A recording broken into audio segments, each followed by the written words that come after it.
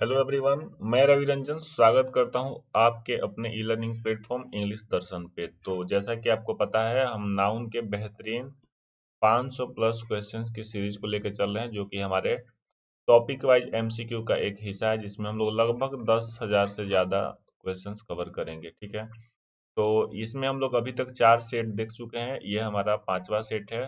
तो इसमें हम लोग देखेंगे क्वेश्चन नंबर 1 से लेकर के क्वेश्चन नंबर 125 तक। ठीक है, तो चलिए शुरू करते हैं आज का पहला क्वेश्चन। पहला क्वेश्चन दिया हुआ है, the indexes of the two books are in differently printed. ठीक है, अब देखिए यहाँ पे बेसिकली एरर कहाँ है, पार्ट ए में है। एरर है क्या, ये देख लीजिए। जब आप इंडेक्स लिखते हैं तो इंडेक्स का प्लूरल बनाने के लिए ये तरीका होता है, INDICS। आप इंडिसेज लिखेंगे ना, EX लगा रहता है तो आप CES में बदल देते हैं। ठीक है, तो यहाँ पे एरर बेसिकली क्या है कि इंडेक्सेज नहीं, क्या होना चाहिए, इंडिसेज। ठीक, उसके बाद से देखते हैं question number second. Question number second दिया हुआ है, football is just one sport among the many sport activities. ठीक है, अब यहाँ पे एरर है, कहाँ पे एरर है, बी में। अब एमोंग के बाद होता क्या है कि जो भी आप नाउन प्रयोग करेंगे वो नाउन होना चाहिए कैसा, प्लूरल काउंटेबल नाउन। ठीक है, तो यहाँ पे देखो, ये जो स्पोर्ट प्रयोग किया गया है, यहाँ पे स्पोर्ट हो गया सिंगुलर काउंटेबल नाउन, जबकि होना चाहिए क्या यहाँ पे स्पोर्ट्स। तो इसलिए एरर क्या बनेगा अपने पास, एरर बनेगा बी। क्वेश्चन नंबर 103 देख लेते हैं, my thanks are dues to my teachers. ठीक है ना, अब देखिए ड्यू जो शब्द प्रयोग किया जाता है ये होता है वर्ब, और इसी का आप ड्यूज बना देते हैं तो ये होता है क्या, ये होता है क्या, नाउन। ठीक है, तो देखो अब यहाँ पे ये जो आर है, इसके बाद हमको चाहिए क्या, वर्ब भी चाहिए, जाहिर सी बात है, सेंटेंस पैसिव में है। ठीक है, तो देखिए अब यहाँ पे ड्यू का मतलब होता है बकाया होना। ठीक है, बकाया होना या फिर बाकी होना, और ड्यूज का मतलब होता है बकाया राशि, बकाया राशि।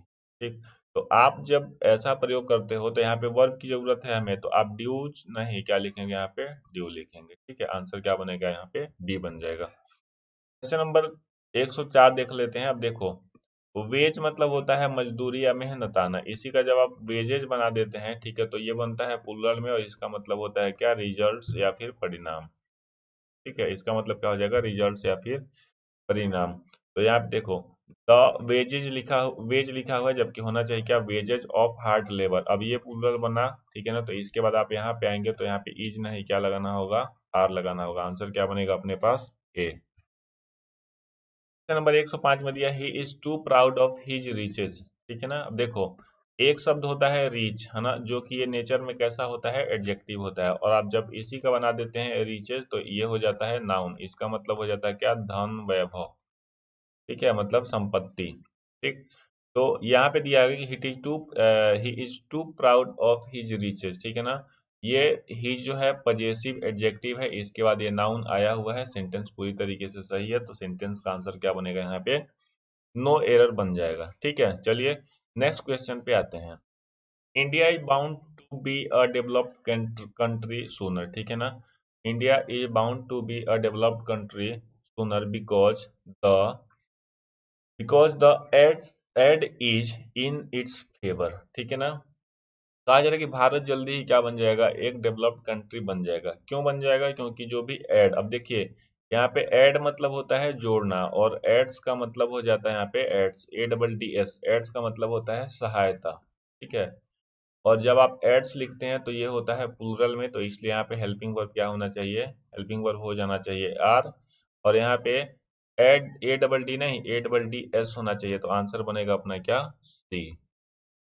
क्वेश्चन नंबर 107 देख लेते हैं, the government has ordered to. अब देखिए यहाँ पे हैज के बाद से वर्ब का थर्ड फॉर्म आया है ना, इतना आपको बेसिक जानकारी हो गया होगा अगर दो तीन वीडियो आप देखे होंगे इसके पहले तो। ठीक है, the government has ordered to set up industries at the outskirt of the city. अब देखो आउटस्कर्ट जैसा कोई शब्द नहीं होता, ये होता है आउटस्कर्ट्स। आउटस्कर्ट्स का मतलब होता है कि किसी चीज का बाहरी, ठीक है ना, बाहरी हिस्सा या फिर दायरा। ठीक, यहाँ पे हो जाएगा at the outskirts of the city. ठीक है, क्वेश्चन नंबर 108 पे आते हैं। I want to open a saving account, है ना, इन योर बैंक। ठीक है, अब देखिए जब आप पैसा जमा करने वाला मतलब जो खाता खुलवाते हैं तो वो होना चाहिए क्या, सेविंग नहीं, क्या होता है सेविंग्स अकाउंट, मतलब बचत खाता। आप अपना पासबुक उठा कर देख भी सकते हैं, उस पे यही लिखा होगा बचत खाता। ठीक, तो यहाँ पे होना चाहिए क्या, सेविंग्स अकाउंट। ठीक है, कुछ तो यहाँ पे आंसर बनेगा क्या, आंसर बनेगा बी। क्वेश्चन नंबर 109 देख लेते हैं। A young man had no manner। Manner मतलब होता है तरीका, ठीक है, और मैनर्स मतलब होता है क्या, व्यवहार। तो यहाँ पे होना चाहिए क्या, बेसिकली मैनर्स।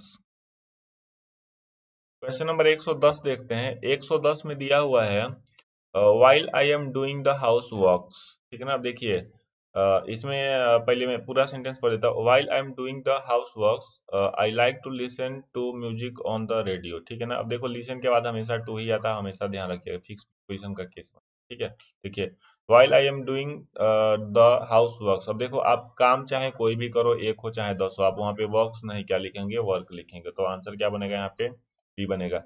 क्यों, क्योंकि वर्क्स का मीनिंग होते ही ये सेंस बदल जाता है। जैसे लिटरेरी राइटिंग्स के लिए होता है, रिपेयर या मेंटेनेंस के लिए होता है। ठीक है, क्वेश्चन नंबर 111। अब देखिए कहीं पे भी अगर स्पेस खाली नहीं है उसको दिखाने के लिए आप नो स्पेस नहीं क्या प्रयोग करते हैं, नो रूम का प्रयोग करते हैं। ठीक है ना, तो यहाँ पे क्या हो जाएगा, there is no more room for you in this compartment. Question पूरी तरीके से सही है, नो इम्प्रूवमेंट की जरूरत है इसमें। ठीक है, 112 में देख लेते हैं। My cousin sister is a teacher. अब देखो ऐसे क्वेश्चंस बच्चों को कंफ्यूज करने के लिए खूब दिया जाता है। आप बोलचाल में बोलते भी खूब है धड़ल्ले से कि कजिन सिस्टर, कजिन ब्रदर। ठीक है ना, तो इस तरीके का ऐसा कोई शब्द होता है नहीं। ठीक है, जब आप प्रयोग करते हो कजिन का, कजिन का प्रयोग करने से ही पता चल जाता है कि वह आपका चचेरा, ममेरा, मौसेरा या फुफेरा भाई या बहन हो सकता है। ठीक है, तो यहाँ पे आंसर क्या बनेगा, यहाँ पे सिर्फ और सिर्फ बनेगा कजिन। इसके साथ सिस्टर और ब्रदर लिखना गलत माना जाता है। अब आपके दिमाग में अगर ये चल रहा है कि आखिर हम डिसाइड कैसे करेंगे कि वो उसका जेंडर क्या है, मतलब आप कजिन बोलते हो तो वो भाई है कि बहन है, कैसे पता चलेगा। तो उसके लिए अगर कोई भी प्रोनाउन प्रयोग किया जाता है तो जाहिर सी बात है कि अगर कजिन ब्रदर के रूप में आएगा तो उसके लिए ही प्रयोग करोगे, और सिस्टर के रूप में आएगा तो क्या प्रयोग करोगे, सी प्रयोग करोगे। ठीक है, तो इतने से ही आप ये समझ पाएंगे कि वहाँ पे ब्रदर या सिस्टर का जिक्र किया गया है। लेकिन किसी भी हालत में आप कजिन ब्रदर या कजिन सिस्टर का प्रयोग नहीं करते हैं। ठीक है, क्वेश्चन नंबर 113 देखते हैं।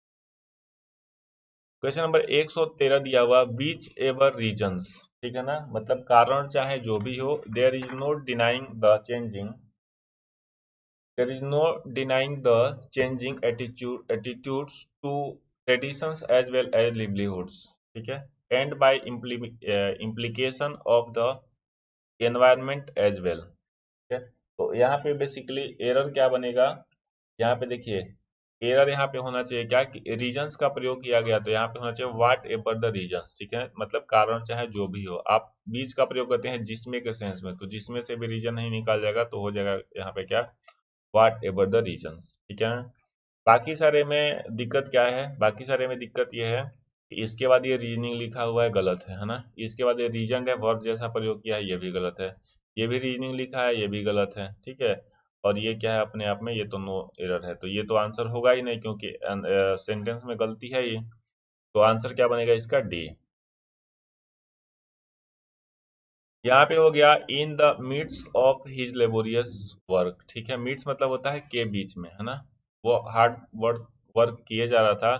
केम a stroke of good fortune. ठीक है, came a stroke of good fortune का मतलब होता है कि भाग्य की कोई सुखद घटना घट जाना। ठीक है, भाग्य की कोई सुखद घटना इंसान के साथ हो जाना। ठीक है, तो ऐसे में आप जब प्रयोग करते हैं तो ये एक फ्रेज के रूप में इस्तेमाल किया जाता है। ठीक है, उस फ्रेज का मतलब हो जाता है कि आपके साथ कुछ सुखद हो, तो इसलिए यहाँ पे सेंटेंस क्या है, पूरी तरीके से नो करेक्शन रिक्वायर्ड की जरूरत है यहाँ पे। ठीक है, चलिए क्वेश्चन नंबर 115 देख लेते हैं। His speech was optimistic but at the end of he strokes a note of caution. ठीक है ना, अब देखो स्ट्रोक मतलब होता है चोट मारना, और स्ट्राइक मतलब होता है एक किसी बात को रख देना। ठीक है, मतलब लास्ट में चेतावनी दे देना। ठीक है, तो जब आप इसका जब आप वर्ब का फर्स्ट सेकंड थर्ड बनाते हैं तो एक होता है क्या, स्ट्राइक। ठीक है, एक होता है स्ट्रक और एक होता है स्ट्राइकन। ठीक है, V1 V2 और V3, ठीक। तो यहाँ पे बेसिकली क्या है, सेंटेंस जा रहा है पास्ट में, तो पास्ट में जाने की वजह से यहाँ पे भी सेंटेंस, यहाँ पे भी जो वर्ब रहेगा कैसा रहना चाहिए, पास्ट में। तो अब आप आंसर निकाल पा रहे होंगे, देखो ये है प्रेजेंट में, तो ये गलत हो जाएगा। ये जो है स्ट्रक तो सही है, लेकिन यहाँ पे जो फॉर अ नोट लिख दिया है ये गलत हो जाएगा।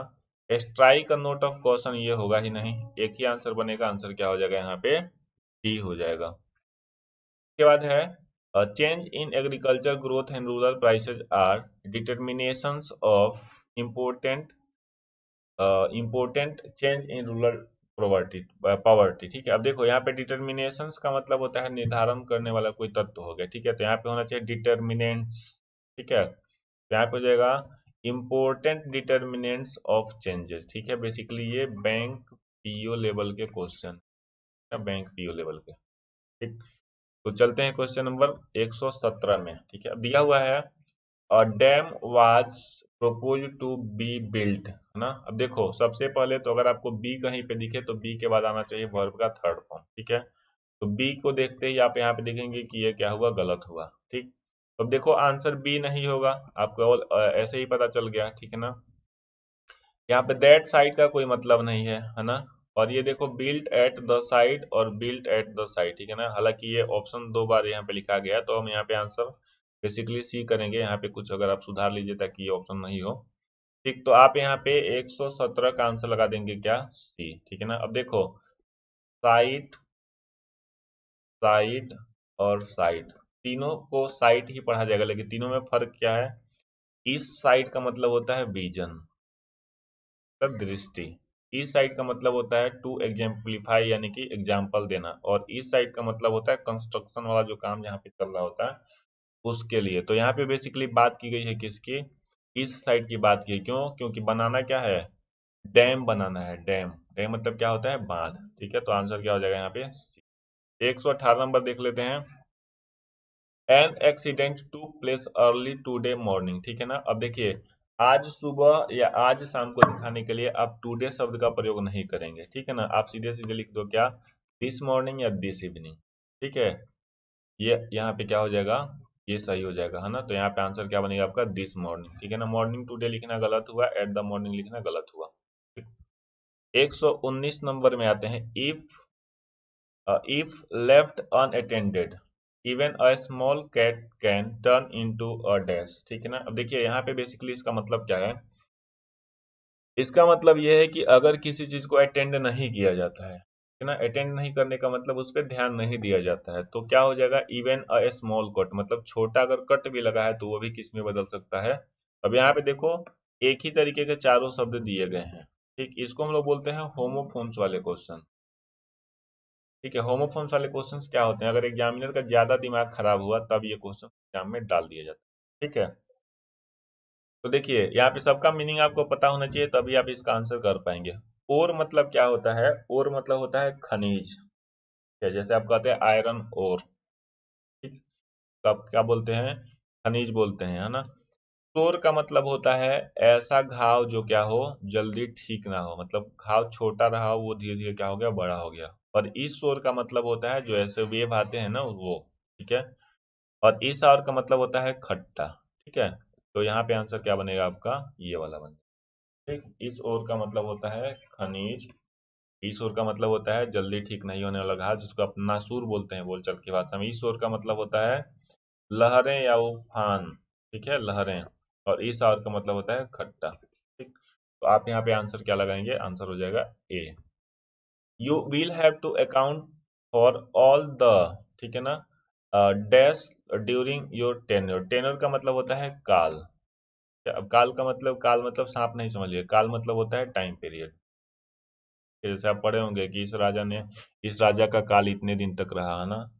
तो उस तरीके से तो यहाँ पे देखो क्या हो जाएगा, यहाँ पे बनेगा लॉसेज, ठीक। द लॉसेज इनकर ड्यूरिंग द, क्योंकि ये होता है नाउन, ठीक है ना। ये होगा नहीं, ये वर्ब होता है। और ये लूज का मतलब होता है किसी को ढीला छोड़ना, लॉस्ट, ये लॉस का, इसका ये V2 प्रयोग किया गया, ठीक है। तो आंसर क्या बनेगा यहाँ पे, A. If Indian people are united, united का मतलब होता है एकमत हो जाना। This nation can become a source of strength for the entire world, ठीक है ना। कहा जा रहा है कि अगर भारतीय लोग यूनाइट हो जाते हैं तो यह नेशन क्या बन जाएगा, एक सोर्स बन जाएगा किसके लिए, एक्सटेंडन फॉर द इंटायर वर्ल्ड, है ना, पूरे विश्व की मजबूती के लिए। आंसर इसमें आप देख रहे हैं इसमें कोई दिक्कत नहीं है, तो यहाँ पे आंसर क्या हो जाएगा, ई हो जाएगा, है ना। बिकम अ सोर्स ऑफ लिखा हुआ है, कोई समस्या नहीं है, ठीक। तो यहाँ पे हो जाएगा नो करेक्शन रिक्वायर्ड, है ना, इसमें किसी सुधार की जरूरत नहीं है। उसके बाद है with the advancement of winter, ठीक है ना, the days grows shorter while the night, ठीक है ना, यहाँ पे होना चाहिए नाइट्स, है ना, आप इसको सुधार लीजिएगा, NIGHTS, नाइट ग्रोज लॉन्गर, ठीक है। तो ये हो गया यहाँ पे, ये इसको आप गलती नहीं मानेंगे, ये टाइपिंग मिस्टेक है, ठीक। आप ये लिख लो यहाँ पे नाइट, नाइट्स मतलब दिनें क्या होने लगती हैं छोटी और रातें क्या होने लगती हैं लंबी, ठीक है। देखो एडवांसमेंट मतलब होता है किसी चीज को शुरुआत, है ना, जबकि मौसम की शुरुआत नहीं होती है, शुरुआत मतलब होता है आप किसी चीज का कोई काम करते हैं उसके लिए हम एडवांसमेंट शब्द का प्रयोग करते हैं, ठीक, जो कि ऐसा होना नहीं चाहिए, ठीक है ना। एडवांसमेंट मतलब होता है विकास, ठीक है। और ऑनसेट होगा, ऑनसेट का मतलब होता है क्या, आगमन, तो आप यहाँ पे क्या सुधारेंगे, ऑनसेट, एडवांसमेंट लिख रहा पूरी तरीके से क्या हुआ, गलत। ये क्वेश्चंस भी नाउन के हाई लेवल के क्वेश्चंस हैं। 123 नंबर देख लेते हैं, student should work hard in order to build their career, ठीक है ना। होमोफोन्स के क्वेश्चन है ये सब लगातार, ठीक है ना, होमोफोन्स, ठीक है ना। होमोफोन्स मतलब क्या, सेम साउंड होता है लेकिन मीनिंग क्या हो जाती है, अलग अलग होती है, ठीक है। देखिए अब यहाँ पे ये जो कैरियर है इसका मतलब होता है ढोना या भाड़ा, भाड़े की जो गाड़ी होती है, आप ट्रक के ऊपर लिखे देखना, ट्रक के ऊपर लिखा हुआ होता है कि गुड्स कैरियर मतलब माल ढोने वाली गाड़ी, ठीक है ना। जबकि आप क्या बनाते हैं, आप बनाते हैं करियर, ठीक है। तो आप इसका स्पेलिंग देख लेना, CAREER होना चाहिए, जो कि लिखा क्या है, ये लिखा है, तो आंसर क्या हो जाएगा यहाँ पे, सी बनेगा, कैरियर नहीं लिखना, क्या होगा, करियर, ठीक है। 124 में आते हैं, Alexander cadre who was originally, अब ये देखो ये सेंटेंस, ये जो सेंटेंस है ये आया हुआ है MBA के किसी एंट्रेंस एग्जाम, जैसे कैट मैट जेट ये सब जो एग्जाम्स होते हैं उसमें। तो यहाँ पे बेसिकली होगा क्या, अलेक्जेंडर कैडर हु वाज, अब इसमें क्या है कि जो अंडरलाइन पार्ट है उसी में आपको गलती ढूंढनी है, ठीक है। Who was originally interested in, अब आप जब कोई किसी कोर्स में किसी सब्जेक्ट में इंटरेस्ट लेते हैं तो उसके साथ इन आता है, कोई दिक्कत नहीं है ना। Mechanical engineering letter become a sculpture, ठीक है ना। अब देखो स्कल्पचर का मतलब होता है मूर्ति, ठीक है, स्कल्पचर का मतलब हो जाएगा मूर्ति, जबकि होना क्या चाहिए, यहाँ पे होना चाहिए ये वाला, है ना, SCULPTER, ठीक है ना। इसका मतलब होता है मूर्तिकार, ठीक है। तो कहा जा रहा है कोई भी बनेगा तो ऐसा तो है नहीं कि इंसान मूर्ति बन जाए, जो कि ये गलत हो जाएगा, उसको बन क्या गया आगे चल के, मूर्तिकार बन गया, ठीक है। तो ये भी क्वेश्चन है होमोफोन से। और इस वीडियो का लास्ट क्वेश्चन देखते हैं, regardless of your teaching method the objective of any conversation class should be for the students to practise. अब देखिए यहाँ पे हमने आपको पहले किसी लेक्चर में जिक्र किया है कि जब आप प्रैक्टिस लिखते हैं तो ये होता है नाउन, और जब आप ऐसे लिखते हैं प्रैक्टिस, तो ये होता है क्या, वर्ब। तो यहाँ पे बेसिकली आपको जरूरत किस चीज की है, जरूरत है वर्ब की, और दे दिया है क्या, नाउन। क्यों क्यों वर्ब की जरूरत है, तो आप पढ़े होंगे कि टू के बाद वर्ब अपने ओरिजिनल फॉर्म में आएगा, तो इसलिए यहाँ पे होना चाहिए 2+V1, यानी कि प्रैक्टिस, नाउन नहीं प्रैक्टिस केवल आएगा, ठीक है। तो आंसर क्या बनेगा यहाँ पे, सी। तो ये आज के हमारे कुछ बेहतरीन क्वेश्चंस रहे। जल्दी मिलेंगे अगले सीरीज में। अगर आपको ये वीडियो सीरीज अच्छा लग रहा है तो आप अपने दोस्तों के साथ जरूर शेयर करें।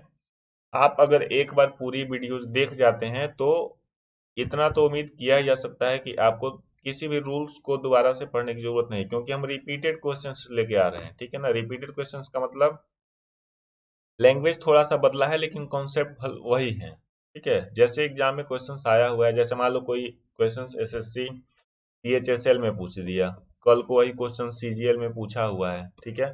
तो क्या हो जाएगा, राम की जगह पे श्याम कर देगा, इससे ज्यादा क्या करेगा, ग्रामर थोड़ा ना बदल देगा, ठीक है। तो बस आज के वीडियो में इतना ही, बने रहिए चैनल के साथ। Thank you very much.